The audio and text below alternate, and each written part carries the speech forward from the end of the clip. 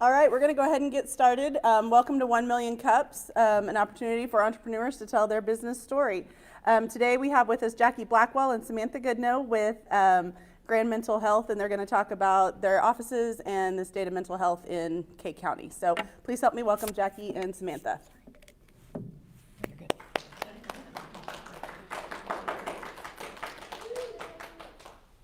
Good morning. Can you guys hear us okay? Okay. Cool. Okay, so we're here to talk about Grand Mental Health. I'm Jackie Blackwell. I'm the clinical director of Kake County Grand. And I'm Samantha Goodnow. I'm the Operational Director for K County Grand.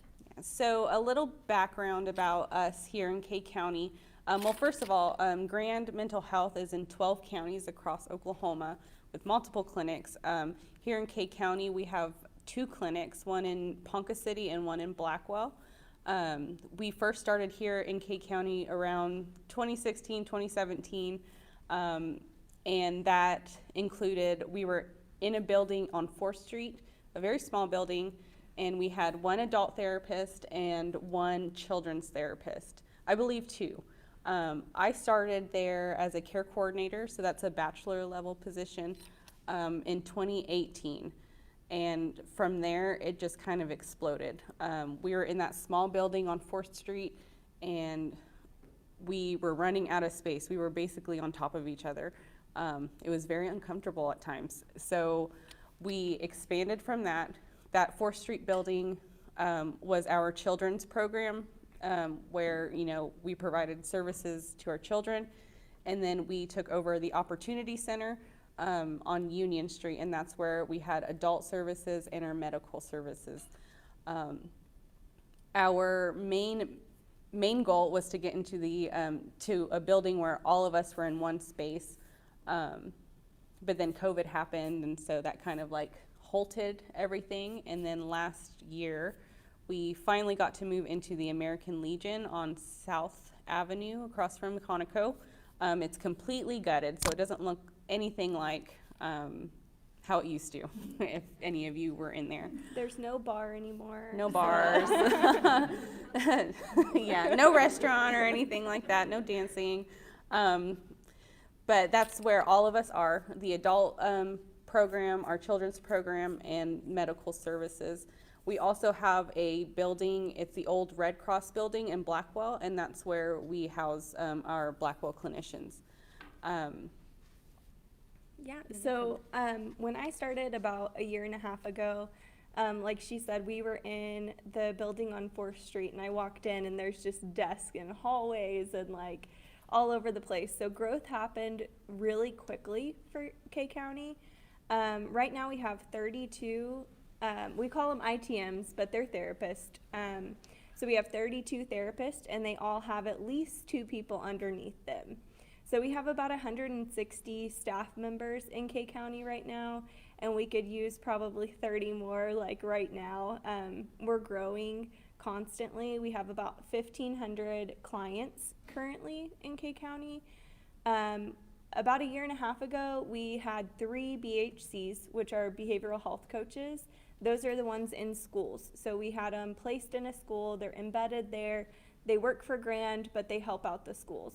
Today we have 12 BHCs. So very quickly we've gotten these people placed in schools to help out our teachers and our principals so that they can truly teach and do what they need to do and not have to be pulled away for de-escalation and things like that. So quickly we've grown from 2 or 3 staff in 2016-17 to 160 here we are in 2023. So growth is happening. We still have a huge need. Monthly, we typically, our range is about 130 people, new clients come in a month. So, I'll kind of talk about that for a second. If you have anyone that you want to get started in services, you don't need to make an appointment. You don't have to do anything. You can just say, go ahead and walk in anytime, 8 to 5, Monday through Friday. Tuesdays we're open until 7 o'clock for the people that do work until 5. They can walk in at any time. They don't need an appointment. They can get started in services. They will leave that day with a team of people surrounding them with help. So that's where we're at today. Yeah, and I think just mental health services here in K County are so important. I mean, I think you all would know that. If not, the health department recently came out with like a survey, and the survey results had said that mental health is like the #1 need in K County. And that included like substance use and all of that. So that kind of goes under the umbrella of mental health. There's a big need here in K County.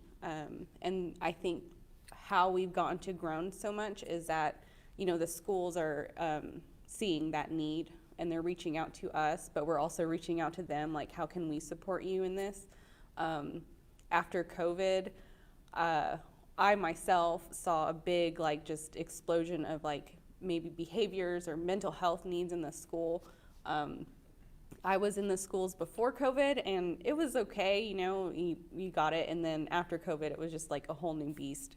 So, yeah, we are just increasing every day. And that's really fun. So does anyone have any questions about how to get started in services or anything that we can kind of answer for you? Yeah. What percentage of your clients are adults versus children? Yeah, so we have, you know, it's a pretty even split, surprisingly. We have around, I think when we did the count last week, it was like 470 something clients that are children, and then the rest are adults. So it's a pretty close match. Yeah. How are you funded? Yeah, we're funded by the, we call it ODEMSA, so the Oklahoma Department of Mental Health and Substance Abuse.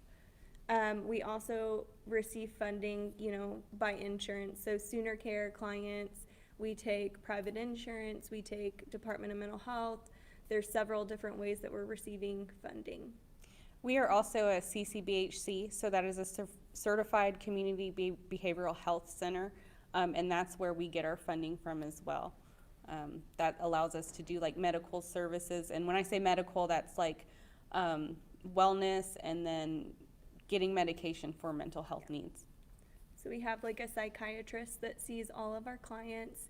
They can opt out of it if they choose that they don't want to have anything to do with our medical side. That's perfectly fine. They don't have to go through our medical provider, so the psychiatrist and nurses, but they can still receive therapy, care coordination, peer recovery support services, and then if they're on the children's side, we have a family support provider that will assist them. What funds your is it counselors or what, that's in the schools? The behavioral health coaches, that is funded through the Department of Mental Health. Great questions. Yeah. What other questions? Keep them coming. So, back before you guys, there was not a presence here until 2016? Yeah. 2017? So before that, there was Edwin Fair, and Mhm. Yeah. how does that kind of, what's that look like differently than what you guys do, or how those services are different and things like that? So Edwin Fair was a community mental health center before Grand was. Grand was just, they're funded by health homes. I can get into that, but that's, you know, but we mostly took Medicaid clients, Grand did, and then Edwin Fair took, they had a Department of Mental Health contract. So we're basically the same, but we have that CCBHC thing that allows us to do a whole lot more. Do a lot of your clients like use, I thought I was on some kind of call with someone from your organization that they have iPads, so they're like, okay, explain the iPad use. Yeah, so, sorry. No, you're okay. When we had iPads, but then there was that big shift when COVID happened, and we started giving iPads to all of our clients so they were able to receive services. We weren't able to see them face to face, so we didn't want any barriers in the way to provide them with services because of that. But now any client can get an iPad, just so that it's not a barrier. So when they come in, if they say there's a barrier with transportation, the day of screening, there are times where we do hand those iPads out the same day just because we know it's going to be very difficult for them to get back into the clinic. We can provide all services over the iPad, so they can see their entire team over the iPad. They also have a calendar on the iPad, which is really nice. So all their appointments are right there where they can see it, and they can, you know, be ready for that call. So when their appointment time comes up, the iPad will start ringing, and the therapist or whoever it is calling is on the other end of the line. They just have to answer it.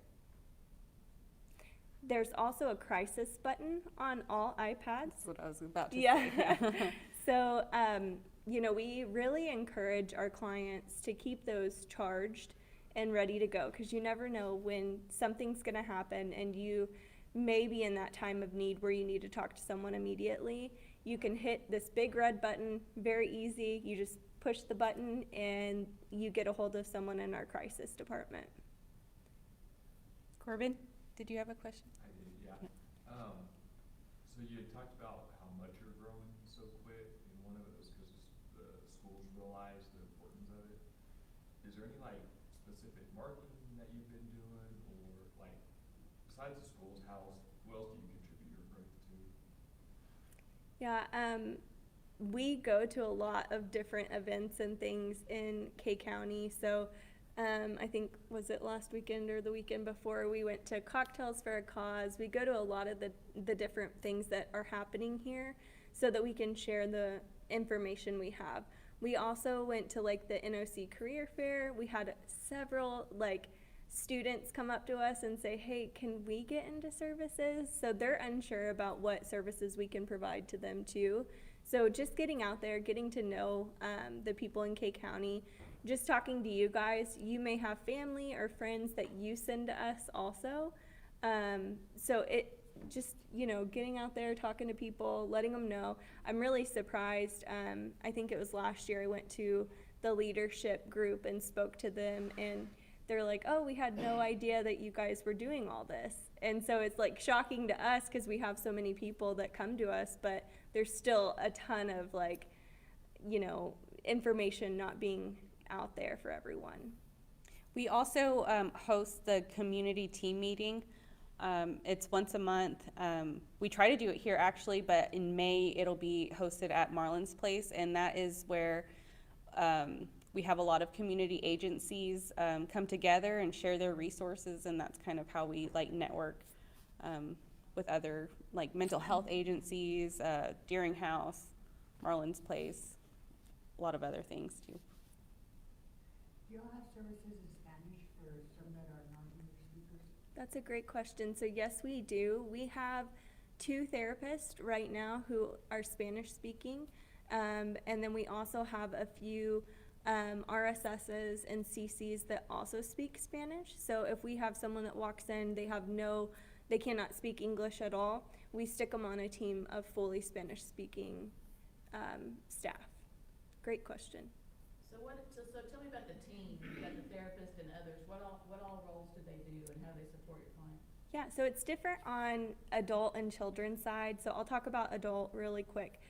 Adult, you get a therapist, a care coordinator, and a RSS. The RSS is a peer recovery support specialist who's lived a day in the life. They've maybe struggled with addiction in their past, and they've been able to recover. And so they can walk with our clients through the day by day and kind of give that guidance of, this is what I did when I was in your shoes. It's a fantastic role. I love that role just because they are willing to open up to that person even more than the other staff, just because they know like this is a non-judgmental person who's lived a day in my shoes and they know what I'm going through right now. The care coordinator is a position that really helps with resources in the community. So if they say they don't have food tonight, they don't have a place to stay, maybe their kiddos don't have clothes, we are able to provide them with a ton of resources in our community that they've already researched and know all the steps to get in with a different agency. And then the therapist obviously is providing therapy. On the children's side, it's very similar. So there's a therapist, the care coordinator, but then we have a family support provider on the team. And that person really walks through wraparound with the family. So the family support provider is really there for the parents, like teaching them about parenting skills, working with them on, maybe they need to apply for sooner care, or maybe they need to apply for disability. They're walking with the parents on all of these things that they should be setting up for their kiddos. Anything to add to that? No. I think that's it. Did you have your hand up at the back? Oh, Yeah. So, first off, thank you guys, because my daughter does go to Grand Lake, and I can't tell you how amazing and helpful it's been. As far as your medical side you guys have for nurses, and like what are the roles that the nurses do? Yeah, so we have, right now in K County, we have 3 RNs. So they are really working with the clients to check their medication, to call them, check in, do like case management with those clients. If they call and they say, hey, I'm not really getting anything from this medication, it's not working for me, they're gonna go through all those meds with them and then send that to the provider and really do a lot of like case management skills. We also have a phlebotomist in our clinic, so there's a lot of medications that we need labs when they're on that. So our phlebotomist is getting labs and things like that. She's in our clinic Monday through Friday, so we have a huge need for RNs, for phlebotomists. Hopefully in the next, I'm gonna say 2 years, we're gonna open a new clinic in Blackwell, and we're gonna need some medical staff for that. So it's coming. We need it like yesterday, but you know, it's slow right now with everything we have going on. Trying to get a new building put together isn't super fast. Do you guys hire just RNs or do you hire LPNs too? All we have in K County is RNs. I don't know off the top of my head with our crisis units if we do hire LPNs, but that's something that I can look into for you. Yeah. I think you had a question too. Most of my questions are about wraparound services, which you guys really kind of already hit on, but how do you make a referral? Okay. Do you want to? I've talked a lot. It can be as easy, so anyone can make a referral. So if like you go into your doctor's, like for a doctor appointment and they feel like you might need some mental health services, they can put in a referral for you. And all that would take is going to grandmh.com and you can make a referral there. And then someone on our referral team will get that referral and like just expedite that to our clinic and provide an appointment. We also have QR codes. Yeah, so if you guys want these, you can have them. We have a bunch of them with us today. You can scan it with your phone. It takes you automatically to the referral site on our website. Super easy. There's not a ton of information you have to put in. And then you'll get a call, or whoever you're putting the referral in for will get a call within 24 hours and set up an appointment. So we'll have the chart already made. It'll be a quicker process than walking in. But like we said, you can walk into our clinic at any time, Monday through Friday, 8 to 5. Tuesdays we're open till 7. And you can get started in services immediately. So if you don't want to go through this process, you don't have to. But it's here if you do. And you said you do private insurance and stuff, so what's the pay look like for like somebody if they were coming, if they didn't have private insurance and things like that? So we do have self-pay clients. It's very rare. So when you come into services with us, we're going to look at a lot of different options for, you know, are they covered under the Department of Mental Health? So that's based off of your income. Most of the people that we see do qualify for that, and so there's no like copay or anything if you do qualify for DMH coverage. There's also, we take a lot of Sooner Care. If you don't have Sooner Care when you walk in, we will do an application with you. So we'll sit down, fill out that application, send it in. If you qualify, we'll get that put in your chart and get you everything you need for that. If you don't qualify, that's okay. We're still going to do that DMH application. And if you do have like a private insurance, we still go ahead and help you to apply for other insurances too, like Sooner Care or the Department of Mental Health, because they can pay the secondary, you know, coverage. So is that, But so there's no income based, I mean, it's not just for lower income people, it's for. No, it's everyone, yeah. so if you're private pay, can you guess what the cost would be? We don't have very many, so it's not something that I have to handle very often. Yeah, I think I've seen like one, so I'm not sure what the cost would be. Well, so when you guys talked about going to NOC, we had some of those college students I mean, so that's where I think about, like, maybe some college students are dealing with, like, overwhelm and anxiety, depression, they haven't really gone to the doctor, been diagnosed with anything, but they wanna talk to somebody, and say they're 18 or 19, so if they come to you, you know, they're supposed to their parents' insurance, things like that. Their parents make a certain amount of money, then maybe they don't qualify. That's where I wonder, like, we have these kids here that probably really need Yeah. those services, cause Mhm. during COVID, they were like in high school and now they're in college, and so how, I guess it sounds pretty accessible, but I wonder, like, I still think that there could be a financial, something that gets in the way of that group of people that they may not be able to get the services. Right. So if they're over 18, most of them probably are not working if they're going to school or they're working like part-time. So they're going to qualify for that DMH coverage. They still are dependents of their parents. Yeah, they're 18, so they're adults and when we're looking at it. Yeah, so they can get, so if they have that like Blue Cross Blue Shield or something, they would have a secondary of DMH and, or Department of Mental Health, coverage. And so that would take care of any like co-pays they have.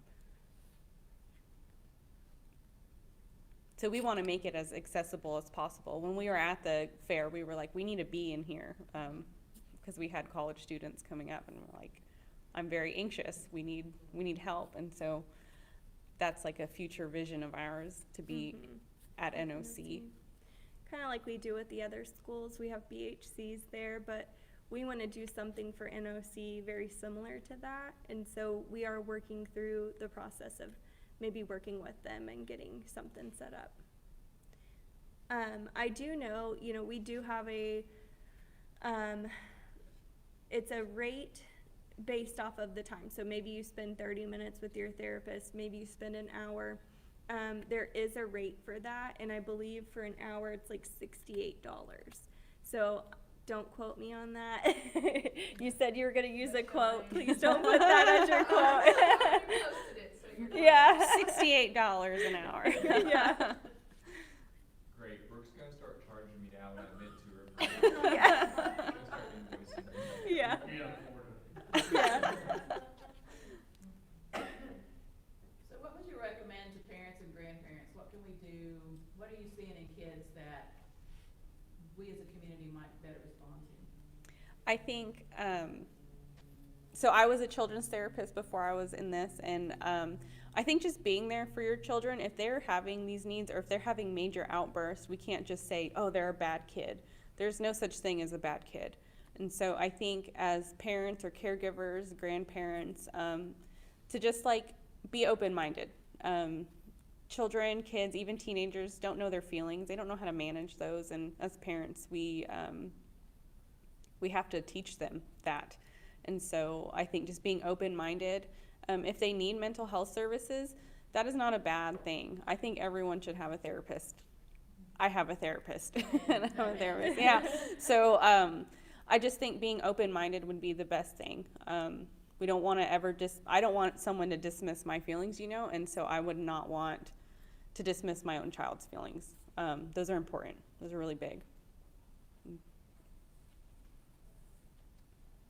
So mental health services, not bad. I know there's a big stigma against that, and I think that's what we try to do, is that it's not a negative experience. It's a hard thing to do. It's a brave thing to step out and do that, but it's not bad, and it doesn't make you a bad person.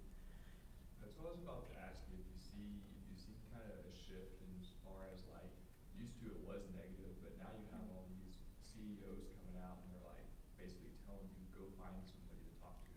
Yeah, So now it's becoming more of another tool and not so much of a crutch. Yeah. Have you seen that shift happen? I think that if there's one good thing that happened from COVID, that would be it. Like, people are coming out and saying, like, go get help. What's wrong with it? What is it going to do? It's not going to hurt you to go and talk to somebody. So I think there's been a huge shift in people being okay with it, Yeah. And I know that there's still that little stigma, but I've seen a shift in that. People are more open to say, like, no, I do talk to someone. We're not meant to just like hold our feelings in, because then that's when, I can just therapist out on you right now, but I won't. But everyone's gonna start crying. We're all diagnosed when we leave here. But we're not meant to hold our feelings in. We're all meant to, as humans, we're meant to feel all the spectrum of feelings. We're not just meant to be happy. And so I do think there's been a shift, and I don't know, maybe it's because of TikTok or something. I don't know. Stuff that my wife listens to, like the Bachelor podcast, and she's like, all these Bachelor people go have a therapist, and I'm like, I feel like they would need a yeah, therapist. so, You see a lot of our homeless population. Yeah. Yes. That's another big need that we have here in Kay County. We do have a housing specialist at our clinic. She helps with just Yeah, housing so- needs. So we have different like contracts and things set up with the landlords in Kay County. We try to provide our clients with housing. It's difficult to find, and I was actually really surprised with how many homeless people we do have in Kay County. I didn't know it was an issue until you're right here in the middle of it and you're trying to help people find housing. We, met with a bunch of our emergency services and law enforcement, officials in the county last week. And one of the things that came up is for law enforcement, every year they have to have 2 hours of continuing ed in the mental health area specific to what happens in law enforcement, what happens, you know, in those situations. And so who would we be able to talk to, like, to do some of that type of continuing ed, or like who, I mean, I would love to get a name of somebody that could help us address that for our, you know, customize it for our local law enforcement officers. So we Jim actually- Waring. Yeah, That's he's exactly our law enforcement engagement officer. And is he local? I think. He's with Grand. He's with Grand, but he is out of the Tulsa area, but he comes here often. We do try to meet with the law enforcement from all the different, you know, agencies. So Ponca City, Newkirk, Tonkwall, Blackwell. We try to meet with them at least, you know, once every 6 months or so. He does provide some training, so that is a really good option. I know that they've put on CEU courses for officers before, definitely out of like the Claremore area, so that's something that I'm sure he would be more than happy to More provide. than happy. He loves Yes. that, so. He's about it. We can give you his number Yeah. after this. Yeah. Yeah. You mentioned was it CH, the ones that are in the schools? BHCs. Okay. We have acronyms for Yeah. You said you have 12, Yes. so is that in each of the grade schools, or does one share a couple of schools? Are they Yes. in parts of the day, or what's that look like? So they're all in one school. We have them all in surrounding schools. So Blackwell, Newkirk, Tonkwall, they all have BHCs in their individual schools. And then here in Ponca, we have one in Garfield, Lincoln, and Liberty. And Union And and Union. Trout. Oh my gosh, yes, and Union and Trout, yeah. We would love to be in each school. I think there's a big need, but there's typically just one. But if there's like Blackwell, they might need another one in their elementary school. So there could absolutely be more than one. And nothing for junior high or high school? We don't yet. We would love to get there. Yeah. What keeps you, is it funding, or is it finding the people to? It's finding the people, and you know, when you think about it, over the last year we went from 3 to 12. That's a huge influx when we're looking at partnering with different schools. They all have their own contracts, they all have their own things happening, and then Jackie and I attend a meeting with them once a month to kind of staff what's going on, staff the cases in their schools. So that's a lot on Grand. So we're trying, but it's a slow process of getting, like, we try to get one in there like every 2 months or so, and we've gotten a lot in a short amount of time. And so the goal is to get them in every school. It's just a process. So So describe your individual roles. yeah, so we really kind of overlap a lot. She's My the experience, but go ahead. yeah. So I'm the operational director, so payroll, you know, overseeing the staff. So the 160 staff members, they all report to me. I do a lot of the day-to-day ensuring that our buildings are good, all of the safety stuff's good to go. All of our contracts are up to date. A lot of questions. My door, there's usually like, I need a ticket station, I think, at my door. And then I'll just start calling numbers, because there's a lot happening every single day. And then Jackie, So as a clinical director, I provide support to the clinical staff. You know, if there's a tough case that they need a staff, I'm there for them, and we can kind of brainstorm some ideas. I look through charts and make sure that everything looks good and that we're providing our clients with good quality services. So really, I take care of like the clinical aspect of everything. And just making sure, you know, our clients get seen and our staff feel confident in what they're doing.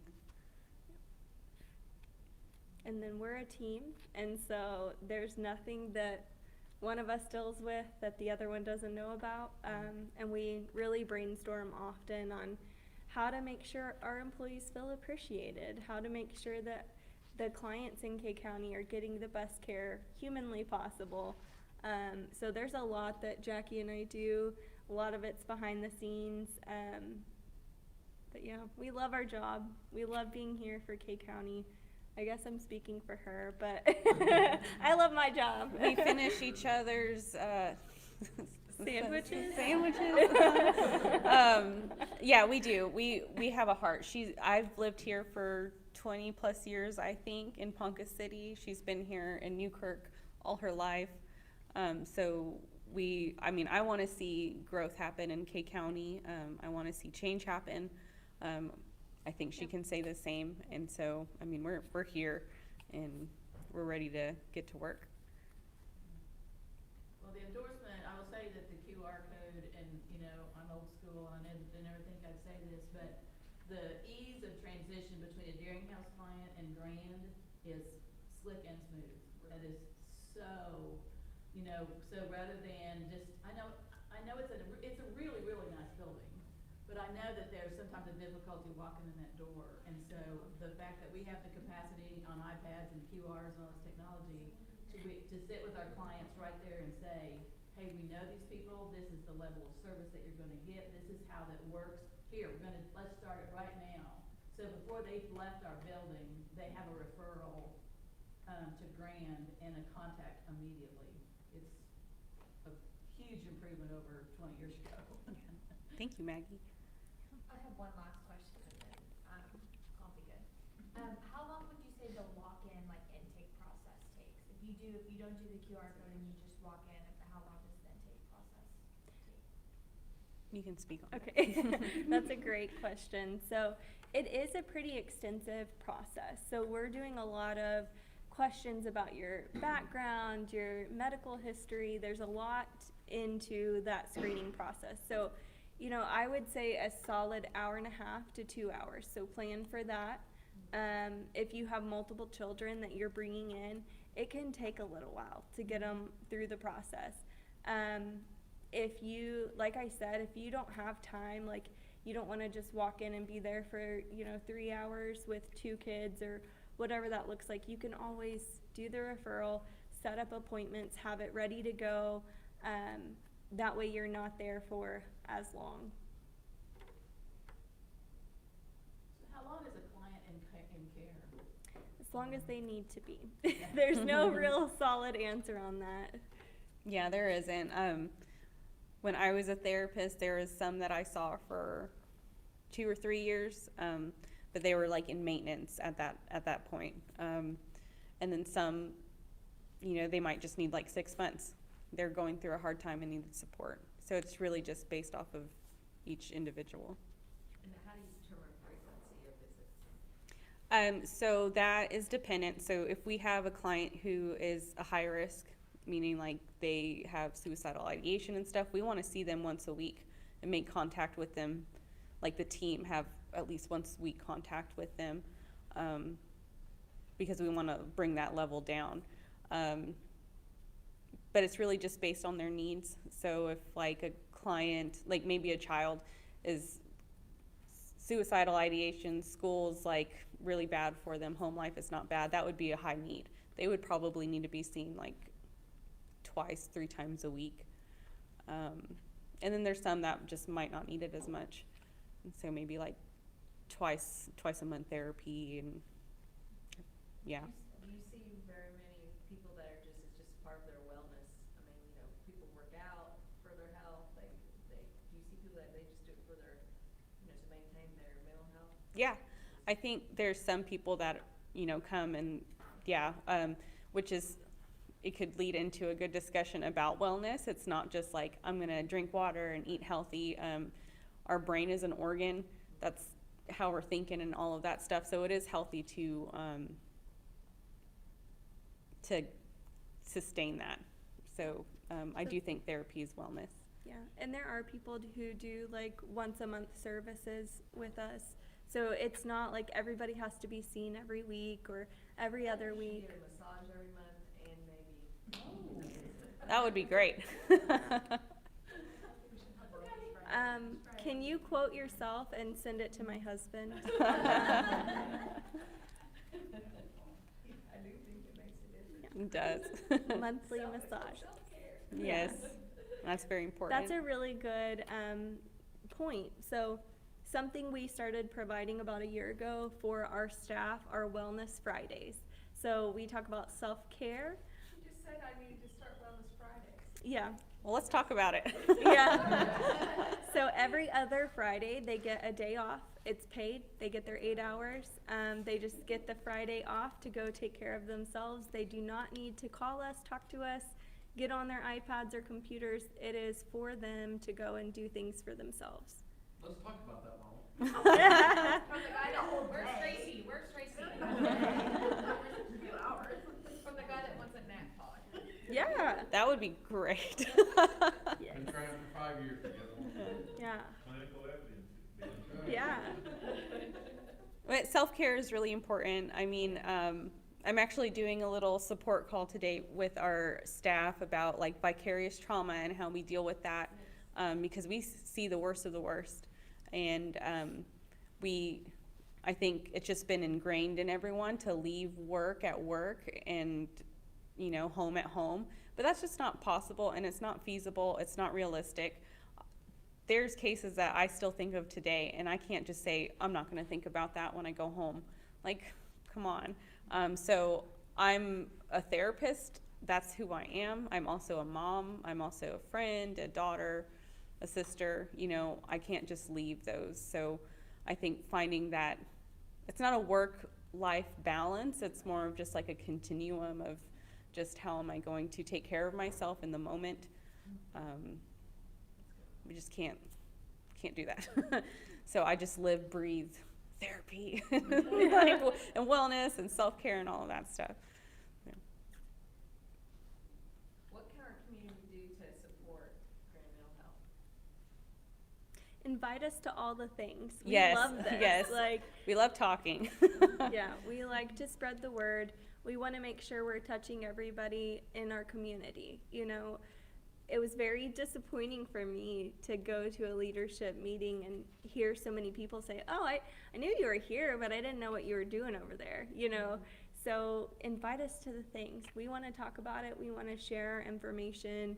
We want to be a good member of our community, partnering with you guys. If there's things coming up that you want us to present at, we're here. If you need therapists on board for some of the things that you might be presenting on, we've done that. Last week we provided therapists for a men's health event in case there was any kind of like something that triggered someone. We had therapists on board ready to go. Just invite us. We want to be a part of the community. We want to be good partners. I have a question. Yeah. When was this put together, and how much notice did some of the instructors have? So we're from the practical nursing program, and I just happened to see it on Facebook.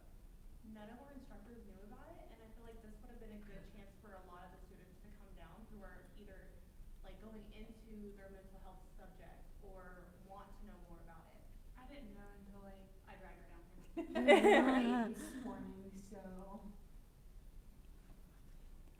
It's been a Facebook event for a month or more, and then we share it, this week, I wish I would have shared it more last week, but I shared it 3 times. I think And a I lot saw of it, so, the last yeah. week, Get and on it- Facebook. yeah. with nursing, we're just so, If anybody sees it, just share it, and then more Yeah. people will see Well, it. and So, we can yeah. schedule, So our we can purpose- schedule a time for them to come Yeah, just talk directly to to the us. student. And Yeah. you're- We would Okay, love you have that. a special Like meeting that. that you guys do. yeah, we have, every month we do, contract day Yes, Friday. contract, that's it. Every Friday of the month. And if you could just mention the whole, the self-care Friday. After, Yeah. after you get, after you pass your boards. There's no self-care until then. Yeah, none. We would love to do that, and we would also, I could talk to Leah Wade, she's the medical administrator, and she would Michelle love Tripp, to talk that's to who you. need to talk to here, Michelle Tripp. Okay, great. Awesome. I'm gonna, well, first, let me thank you guys, for coming and presenting at 1 Million Oh, Cups thank today. you. Get your